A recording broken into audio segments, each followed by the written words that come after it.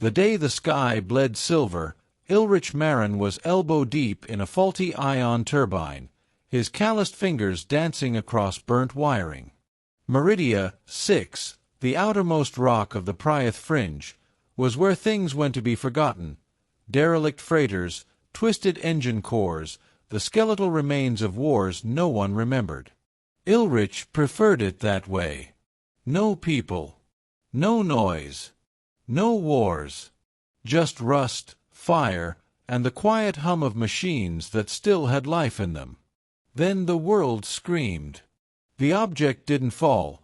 It spiraled, limbs outstretched, wings limp, glowing faintly as it carved a burning scar through the atmosphere. Ilrich froze, watching as it vanished into the jagged cliffs west of the wreck basin. His mechanic's instinct, the one that had saved lives during the war when ships were screaming and he was the only one who could get them airborne again, roared to life. Go. Now. He mounted his old crawler, its joints shrieking in protest as he gunned it toward the impact site. The crater was still steaming, the sand fused to glass at its edges. Debris littered the basin, shards of something that curved unnaturally, like bone rather than metal. And at the center, curled in on herself like a dying star, lay the dragon.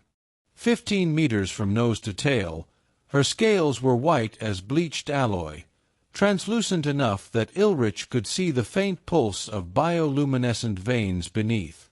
Her wings, her wings, were shattered, the delicate struts snapped at cruel angles.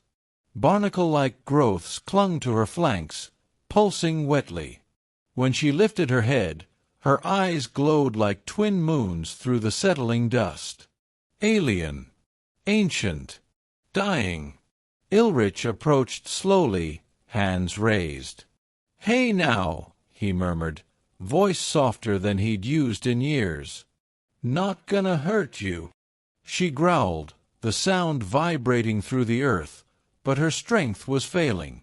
A claw scraped weakly at the dirt. Ilrich made his choice. "All right, girl. Let's fix you." The dragon, Kayla*, he named her, though he couldn't say why, didn't belong to any species in the Galactic Codex. Her blood was mercury silver and hotter than plasma. Her bones, when he splinted them with reinforced struts from a derelict glider, were lighter than titanium but stronger than battle-grade alloy. And those wounds, the barnacles weren't natural. They hissed when he pried them free, leaking black fluid that ate through his tools. Parasites. Weapons. For weeks, Ilrich worked in the flickering light of his hangar.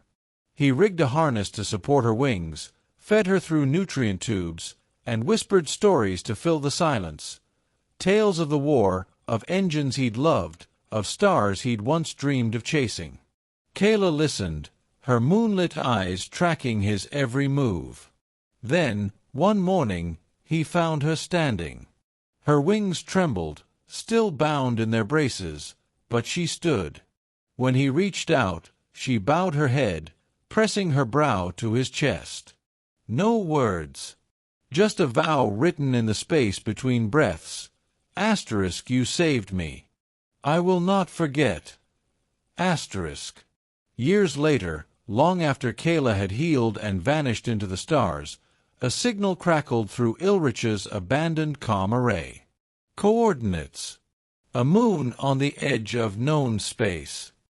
He found her there, radiant and whole, with 3 hatchlings tumbling at her feet. But the reunion shattered when the swarm descended, black-winged drones from the war, hunting the last of her kind. Kayla fought. Ilrich cheated, rerouting his shuttle's power into a makeshift EMP. Together, they burned the sky clean.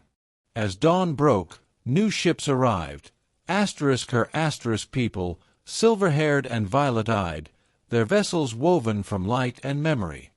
She was the last of the Starborn, their envoy told Ilrich. We mourned her as lost. But you taught her wings to fly again. Kayla looked at him one last time, then spread her wings, whole now, and glowing with storm fire. The hatchlings leapt after her, their joyous cries ringing through the thin air. The envoy extended a hand. She asks if you'll come with her. Ilrich boarded the ship without looking back. Epilogue: The Star Song. Now, Ilrich drifts between the constellations, his hands no longer mending engines but teaching hatchlings how to weld star steel. Kayla soars beside him, her scars gleaming like constellations.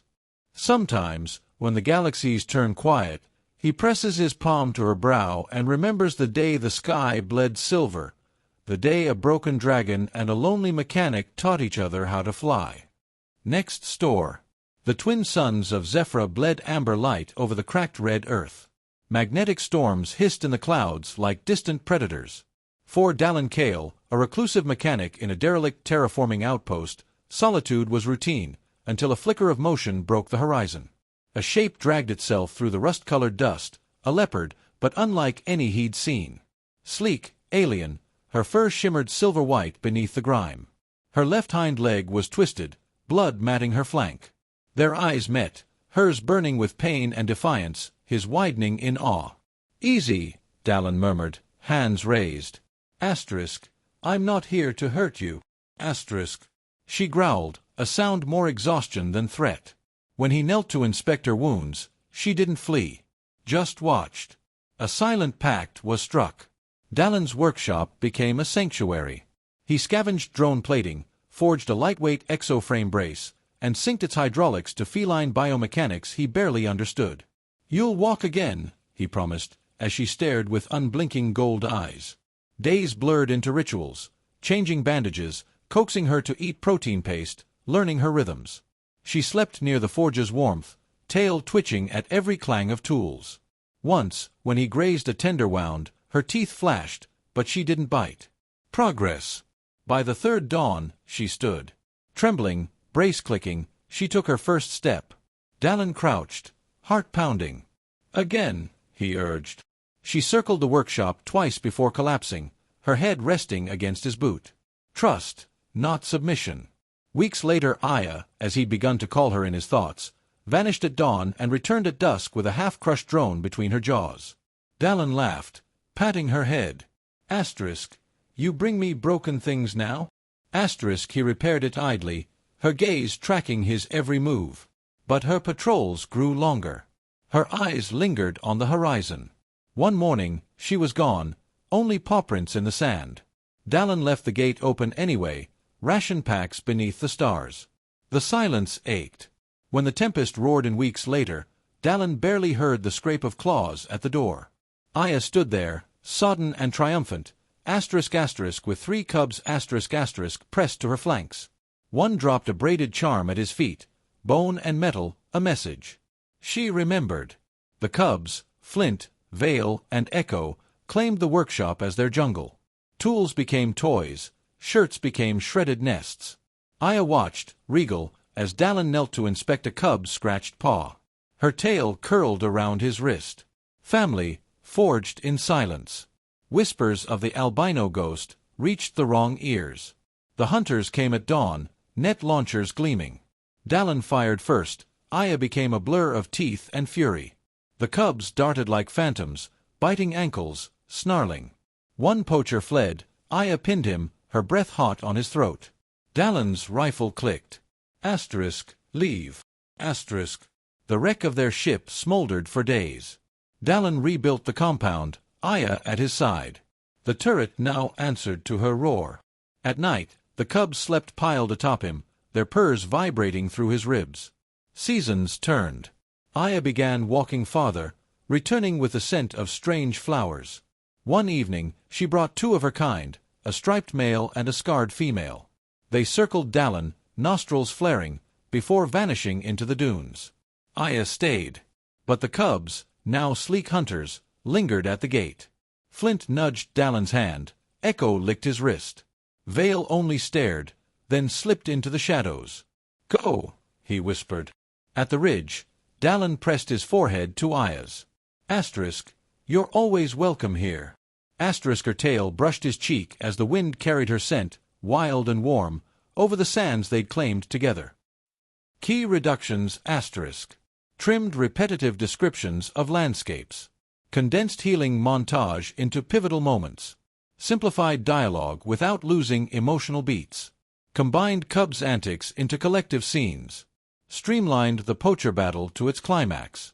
The core arc remains. A broken man and a wounded leopard save each other, forge a family, and defend their home, only to learn that love means letting go.